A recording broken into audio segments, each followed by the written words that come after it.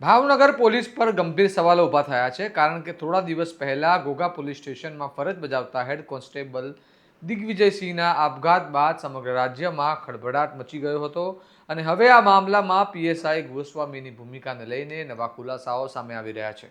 પરિવારની રજૂઆતો બાદ એફઆઈઆર તો નોંધાઈ છે, પરંતુ એફઆઈઆરમાં પીએસઆઈનો બચાવ કરવામાં આવ્યો હોવાના આક્ષેપો સાથે ભાવનગર સેશન્સ કોર્ટમાં ચાલી રહેલી આગોતરા જામીન અરજી દરમિયાન મૃતકના વકીલોએ પોલીસ વિભાગ સામે ચોંકાવનારાઓ દાવા કર્યા છે, જેના કારણે આ સમગ્ર પ્રકરણ માત્ર એક વ્યક્તિના આપઘાત સુધી સીમિત ન રહીને પોલીસ તંત્રની કાર્યપ્રણાલી, આંતરિક દબાણ અને ન્યાયિક પ્રક્રિયા પર પણ મોટા પ્રશ્નચિહ્ન ઊભું કરે છે। આવા વિગતે વાત કરીએ સમગ્ર મામલા વિશે આ અહેવાલમાં।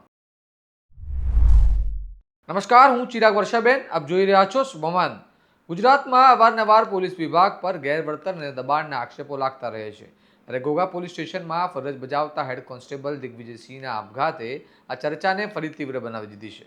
પરિવારનો આક્ષેપ છે કે પીએસઆઈ ગોસ્વામી દ્વારા તેમના માનસિક ત્રાસ આપવામાં આવ્યો હતો અને આ ત્રાસ જ તેમના અંતિમ પગલાંનું કારણ બન્યો। પરિવાર અને રાજપૂત સમાજના દબાણ બાદ ઘટના થયાના 7 દિવસ પછી પીએસઆઈ સામે એફઆઈઆર નોંધાઈ, પરંતુ હવે મૃતકના વકીલોએ કોર્ટમાં દલીલો કરી છે કે એફઆઈઆર એવી રીતે તૈયાર કરવામાં આવી છે કે જેમાં પીએસઆઈનો બચાવ થાય। વકીલના જણાવ્યા મુજબ જ્યારે 22 તારીખે દિગ્વિજયસિંહનું મોત થયું ત્યારે પરિવારને સંપૂર્ણ માહિતી આપ્યા વગર ખોટું નિવેદન લખાવી સહી લેવાઈ।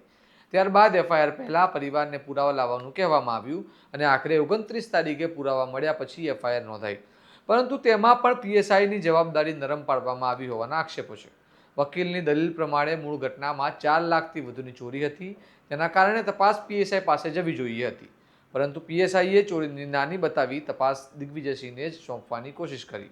જ્યારે દિગ્વિજયસિંહે આ વાતનો ઇનકાર કર્યા ત્યારે પીએસઆઈએ રોષે ભરાયા અને ત્યારબાદ માનસિક ત્રાસ શરૂ થયો, જેમાં ઓપીમાંથી ઘોઘા પોલીસ સ્ટેશનમાં બદલી કરાવવી ઘટના પણ સામેલ છે અને આ તમામ દબાણ અંતે આપઘાત તરફ લઈ ગયું। આ દલીલ પણ કોર્ટમાં કરવામાં આવી। સાંભળો મૃતકના વકીલે શું કહ્યું। મારું નામ વિરેન્દ્રસિંહ જાડેજા, એડવોકેટ, ભાવનગર।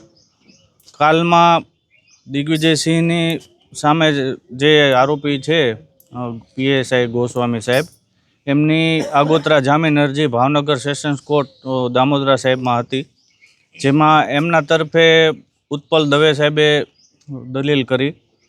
વિથ પ્રોસિક્યુશનમાં મેં અને જયદેવભાઈ હતા, તો અમે બંનેના પ્રયાસથી અને સરકારી વકીલ શ્રી એમ.આર. જોશી સાહેબ હતા, તો એમાં એ લોકોએ એવી દલીલ કરી કે એક તો ફરિયાદ મોડી થઈ છે, તો એનું અમે કારણ દર્શાવ્યું કે 21 તારીખે બનાવ બનેલો હતો અને તે દિવસે એના પિતાની માનસિક સ્થિતિ, એટલે કે જ્યારે ઘર ઉપર આવું કોઈ થયું હોય બનાવ, તો એમાંથી ઉગરતા વાર લાગે છે અને 22 તારીખે ડેથ થયેલું છે।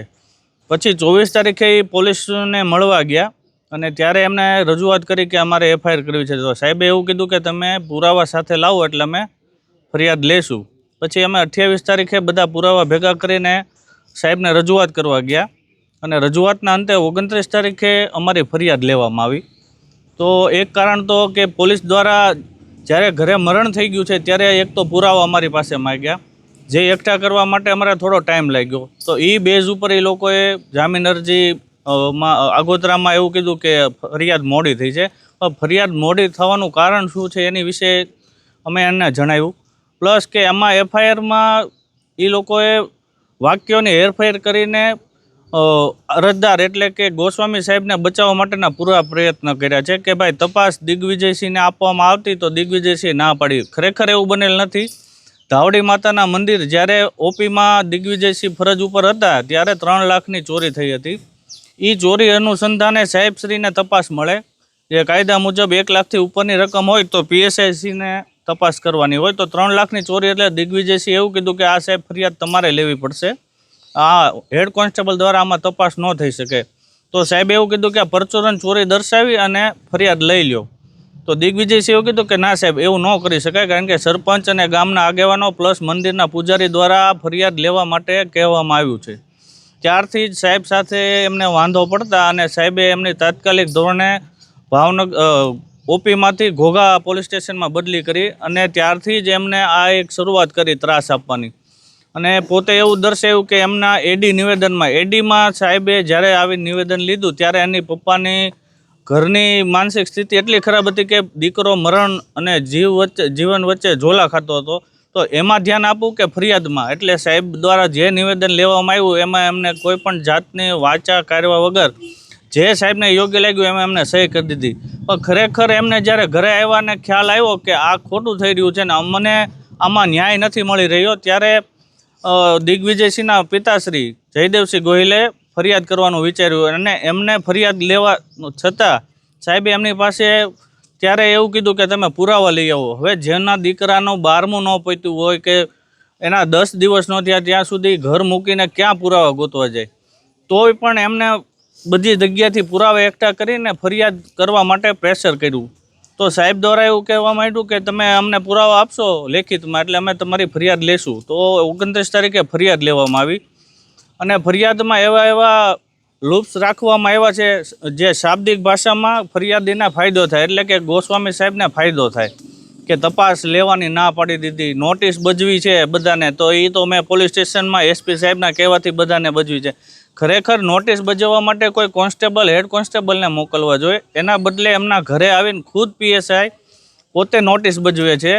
તો એનું કારણ શું કે એની માટે એને માનસિક રીતે પ્રેશરાઇઝ કરવા માટે પીએસઆઈ ખુદ નોટિસ બજાવવા આવ્યા હતા અને ઘરમાં આવીને જેમ ફાવે તેવું ગેરવર્તન દુર્વ્યવહાર કરેલો હતો. એની એફઆઈઆરમાં નોંધ છે, એમના પિતાશ્રી દ્વારા પણ એ જાણ કરવામાં આવી છે. ઉપરાંત કે જ્યારે એમના દીકરીને દાખલ કરવામાં આવી હતી ત્યારે પીએસઆઈ સાહેબને ફોનથી જાણ કરે છે કે મારી દીકરીને દાખલ કરી.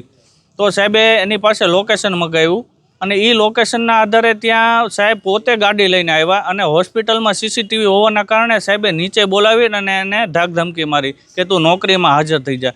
એટલે ખરેખર આ એક માનસિકતાવાળા જ હતા સાહેબ કે આ વ્યક્તિને ટાર્ગેટ કરો અને એને નોકરીમાંથી ગમે એ રીતે બરખાસ્ત કરો અથવા એની પાસે પોતાને જે કરવાના કામ હતા એ કામ એની પાસે કરાવવા. મુખ્ય ધ્યેય એનો એ હતો કે પોતે આરામ કરે અને દિગ્વિજયસિંહને બધા કામ કરે. 59 કામ એમના પેન્ડિંગ છે. તો એ ક્યારે પેન્ડિંગ હોય કે જેમાં ખરેખર પીએસઆઈની તપાસ હોય, એ તપાસ કોન્સ્ટેબલને કરવા આપે તો કોન્સ્ટેબલ દરજ્જાના વ્યક્તિ છે તો એમને વાર તો લાગે. અને પોલીસ સ્ટેશનમાં આટલો સ્ટાફ હતો, કેમ બીજા કોઈને કામ નથી સોંપતા ને આમને જ કામ સોંપવામાં?